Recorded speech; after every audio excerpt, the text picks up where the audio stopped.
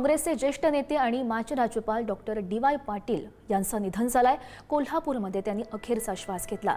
DY. Patil यांनी महाराष्ट्रामध्ये आणि इतरत्र अनेक शैक्षणिक संस्थांची स्थापना करत शिक्षणाची ज्ञानगंगा अनेक विद्यार्थ्यांसाठी खुली केली। राजकीय, सामाजिक, शैक्षणिक क्षेत्रात त्यांनी केलेल्या कार्याची दखल घेत भारत सरकारने त्यांना पद्मश्री पुरस्काराने सन्मानित केलं। डी.वाय. पाटील यांनी संस्था उभारणीतून नागरिक घडतात, समाजाची उभारणी होते आणि या धोरणातून राज्यात शैक्षणिक संस्थांचा विस्तार त्यांनी केला। 22 ऑक्टोबर 1935 रोजी कोल्हापूर जिल्ह्यामधल्या अंबाप या छोट्याशा शेतकरी कुटुंबियामध्ये जन्म दिला। Doctor DY. पाटील यांनी अत्यंत प्रतिकूल परिस्थितीतून संघर्ष करत स्वतःचं वेगळं स्थान निर्माण केलं। आपल्या प्रशासकीय कौशल्याच्या जोरावर त्यांनी त्रिपुरा आणि बिहारचे राज्यपाल म्हणून यशस्वी कार्यभार सांभाळला। तसेच पश्चिम बंगालच्या राज्यपाल पदाची अतिरिक्त धुराही त्यांनी पेलली। राज्यपाल पदाच्या कार्यकाळात त्यांनी शिक्षण, प्रशासन आणि सामाजिक उपक्रमांना नेहमीच प्राधान्य दिलंय।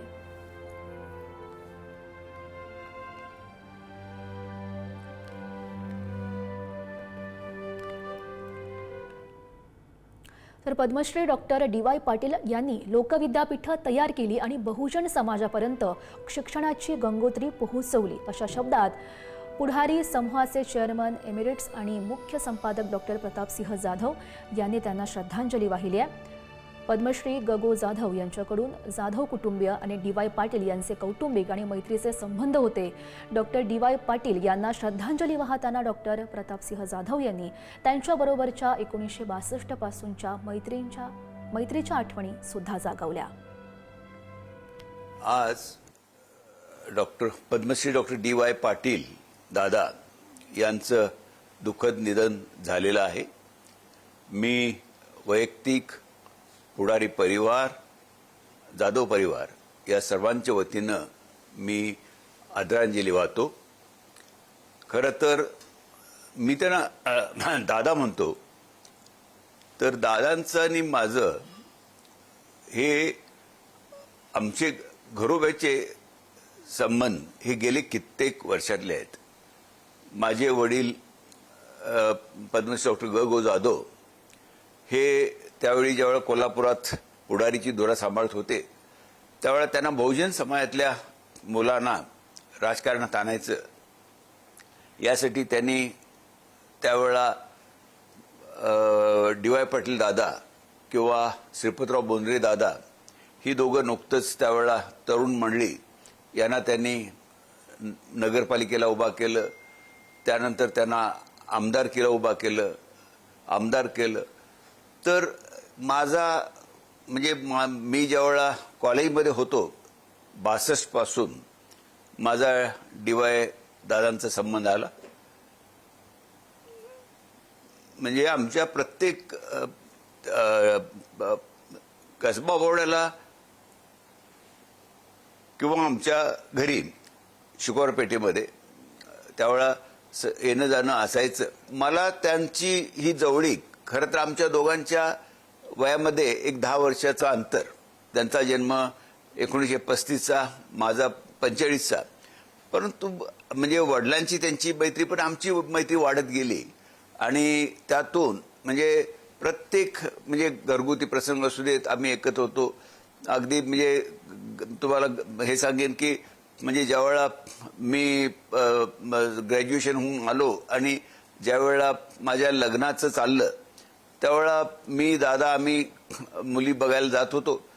त्यावेळेला मुंबईला देखील आम्ही माझ्या मिसेस गीता देवी यांना देखील बघायला जाताना मी दादा आणि डॉक्टर भावे आम्ही विमानानं मुंबईला गेलो आणि मग तिथं त्यांच्या घरी जाऊन मग परत कोल्हापूरला परत आलो। अगदी माझ्या लग्नाच्या वेळेला देखील त्यावेळेला डी.वाय. दादा तिकडे मुंबईला गेले, ते भावेंचं विमान ते गेले, नंतर वसंतदादा, शंकरराव चव्हाण या सगळ्या मंडळींना घेऊन ते लग्नासाठी कोल्हापूरला आले। माझ्या प्रत्येक घरच्या त्यांच्या प्रसंगामध्ये म्हणजे त्यांच्या घरातल्या सगळ्या लग्नाच्या प्रसंगाला मी हजर असायचो, आमच्या घरातल्या प्रसंगाला ते हजर असायचे आणि त्यांचा एकंदरीत म्हणजे तुम्हाला सांगतो की गंमत अशी की आम्ही कुठेही निघालो तर त्यांना गाडीची फार हौस म्हणजे ते कुठलीही गाडी नवीन आणली की मर्सिडीज वगैरे घेऊन यायचे. मग आम्ही तिरुपतीला जा, मुंबईला जा असं चालू असेल. म्हणजे एकदा तर ते आम्ही स्वतः चालवत तेच चालवत होते. आम्ही तिरुपतीला गेलो कोल्हापूरहून आणि त्यांना म्हणजे ते त्यांची जसं म्हणजे ते रागिष्ट होते पण त्याचबरोबर म्हणजे मनोभावेप्रमाणे म्हणजे कुणाली मदत करण्यात देखील ते होते की दादा ज्यावेळी निवडणुकीला उभारले म्हणजे आमदारकीसाठी गगनबावड्यातून, तर त्यावेळेला गगनबावड्यातल्या लोकांना असं वाटलं की डी.वाय. पाटील हे गगनबावडा तालुक्यातले नाहीत म्हणून त्यांचा त्यावेळेला तिथं विरोध होता. आणि आबांचं वडिलांचं जन्मगाव गगनबावडा, त्यामुळे आबांनी तिथं मग गाव मीटिंग्स घेतल्या, गाव सभा घेतल्या आणि सगळ्यांनी सांगितलं किंवा हे कुठल्या परिस्थितीत मी उभारलोय असं समजा आणि डी.वायना निवडून द्यायचं आहे. डी.वाय. दादा आमदार झाले परंतु त्यांचं म्हणजे मन हे थोडंसं राजकारणात रमणारं नव्हतं. आणि मग महात्मा पाटील महाराज असतील किंवा इतरांनी सांगण्यामुळे त्यांना ते शिक्षण क्षेत्राकडे वळले.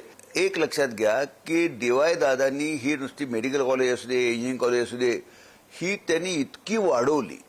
खरं तर त्यांनी शिक्षणाच्या बाबतीत ते एवढे मुलांना स्वावलंबी केलं.